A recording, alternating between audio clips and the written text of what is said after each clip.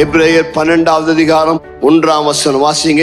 ஆகையால் மேகம் போன்ற இத்தனை திரளான சாட்சிகள் நம்மை சூழ்ந்து கொண்டிருக்க பாரமான யாவற்றையும் நம்மை சுற்றி நெருங்கி நிற்கிற பாவத்தையும் தள்ளிவிட்டு விசுவாசத்தை துவக்குகிறவரும் முடிக்கிறவருமா இருக்கிற இயேசுவை நோக்கி நமக்கு நியமித்திருக்கிற ஓட்டத்தில் பொறுமையோட ஓடக் கடவோம். சோர்ந்து போகாத மகளே, சோர்ந்து போகாத, இன்னும் கொஞ்ச காலம்தான். இயேசு சீக்கிரத்தில் வரப்போகிறார். ஓட்டத்தை விட்டுறாத, விசுவாச ஓட்டத்தை விட்டுறாத. விசுவாச ஓட்டத்துல பொறுமையோடு ஓடு. சிலரெல்லாம் தேமாவை போல இப்பிரஞ்சத்தின் மேல ஆசை வைத்து ஆண்டரை விட்டு வழிகி போயிட்டாங்க.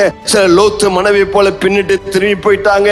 நீ எப்படி ஓட்டத்தை ஓடுகிறாய் என்பதை விட எப்படி ஓட்டத்தை முடிக்க போகிறாய் என்பதான் மிக முக்கியம். என்னதான் பாடுகள் வந்தாலும், என்னதான் சோதனைகள் வந்தாலும், என்னதான் ஆபத்துகள் வந்தாலும், ஏன் விசுவாசத்தை துவக்கின இயேசுவை பார்ப்பேன். அதை இதையும் பார்த்தா நான் மூழ்கி போய் விடுவேன். ஆனால் இயேசுவை பார்த்தவனாய் விசுவாசத்தோடு ஓடி ஜெயமாய் ஓடி முடிப்பேன். கர்த்தருக்கு மகிமை உண்டாவதாக.